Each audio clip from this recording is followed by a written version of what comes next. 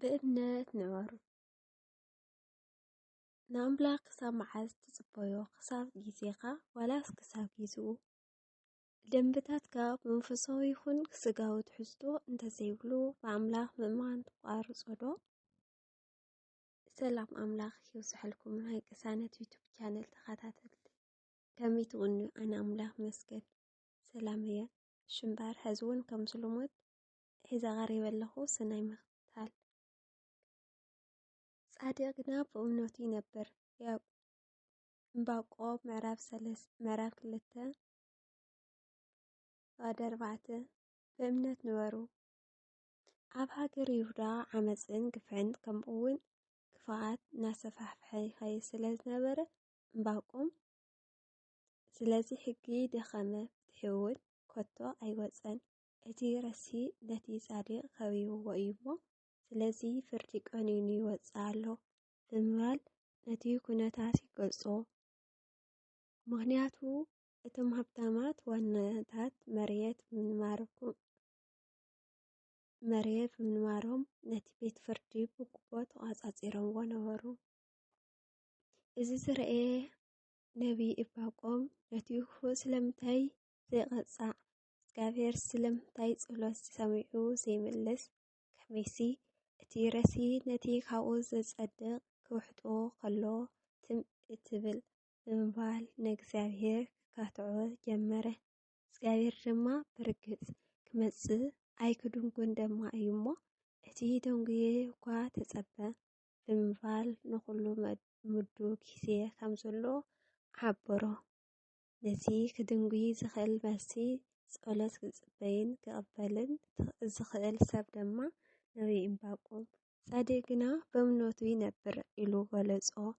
ነዚ ነቢይ ከም ጻድቅ ናይ ኣምላኽ ሰብ ብዛዕባ ናቱ ውሳኔ ክዛረብ ከሎ ኣምላኽ ኣብ ቁጥዕኡ ምሕረቱ ክገልጽ ብምጽላይ ዋላ ጎርሁ ምግቢ ኣይሃቡ ደንብታቱ ጥፋት ስእነት የጋጥሞ ኣታኽልቲ ፍረ ኣይሃቡ ንሱ ግና ብእግዚአብሔር ከም ዝተኣማመነን ዝሕጐስን ብትዕግስቲ ከም ጽበዮን ብምዝራቡ መላእክቱ ይዓጹ።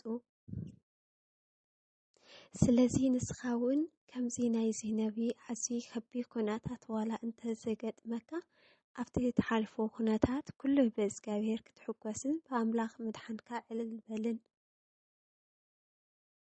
ዝጽናዕ ጥቕሲ ኦም በለስ ኣይክትዕንብብን ኣይክህሉን ፍረ ኣውሊዕ ኣታኽልቲ ወይኒ ፍረ ክጠልም ጎርሁ ምግቢ ኣይክህብን እዩ። ኣባጊዕ ካብ ደንቢ ክጠፍኣ ኣሕውን ኣብ ደንብታት ክስኣና እየን።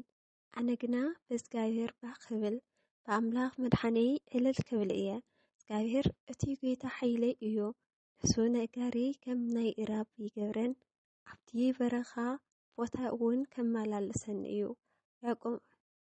ዕንባቆም ምዕራፍ 3 ፍቕዲ 17 ክሳብ 19 ኣስተንትኖ ኣብቲ ዘለኻዮ ሕጊ እንተደኸመ ፍትሒ እንተዘይወፅእ ብጽድቂ ክትነብር ይዓግተካ ዶ? ስለምንታይ ንኣምላኽ ክሳብ መዓዝ ትጽበዮ? ክሳብ ግዜኻ ወላስ ክሳብ ጊዙ? ደንብታትካ መንፈሳዊ ይኹን ስጋዊ ትሕዝቶ እንተዘይብሉ ብኣምላኽ ምእማን ተቕጽሎ ዶ? ጸሎት ኦ ኣምላኸይ ኣብ ዝኾነ ዓይነት ኩነታት ከኣንነትካ ክርኢ ጉዕዘይ ብእምነት እምበር ኩነታት ብምርኣይ ከይቅጽሎ መንፈሳዊ ዓይነተይ ክፈትን። ተወሳኺ ብእምነት እንተሃሊኹም ርእስኹም ፈትኑ፣ ርእስኹም መርምሩ። ህይወትካ ኩሉ ግዜ ፈትሽ መርምር። ከምቲ ኣብ ዝሓለፈ መዓልትታት ጻድቕ ብእምነት ከም ዝነብር እታ ኣምላኽ ዝተስፋዋ ተስፋ እውን በእምነት ከም ዝጽበያን ርኢና ኢና።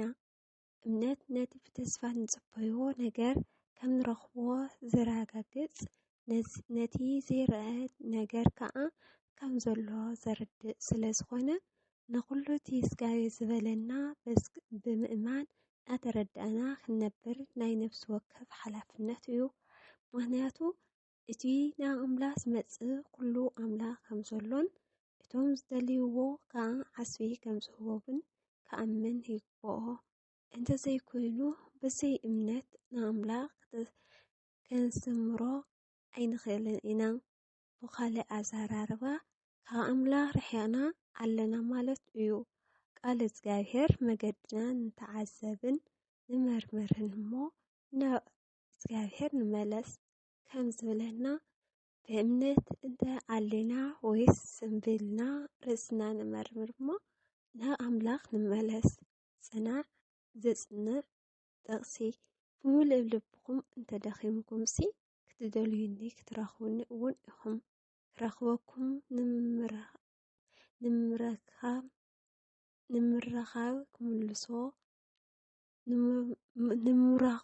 ክምልስዎ ኣብ ኩሎም እቶም ናባታቶም ዝሰውኹም ህዝብታት ስፍራታት ድማ ክእክበኩም እየ። ናብቲ ካብኡ ዘማረኽኩም ስፍራ እውን ክምልሰኩም እየ ይብል እግዚኣብሔር። ኣስተንትኖ ብእምነት ኣለኻ ዶ? ኣብ እምነት ከም ዘለኻ ንርእስኻ ብምንታይ ትምርምር ትፍትሽ? ናብ እምነት ብምንታይ ትምለስ? ጸሎት ኦ ኣምላኸይ እምነተይ ኩሉ ግዜ ክምርምር ርድአኒ። ጉድለት እንተረኺበላ ድማ ብንስሓ ክምለስ ብመንፈስ ቅዱስካ ጌርካ ርድአኒ። ኣሜን። ወስብሐት ለእግዚአብሔር ወወላዲቱ ድንግል ወለመስቀሉ ክቡር ለዓለሙ ወለዓለመ ዓለም አሜን።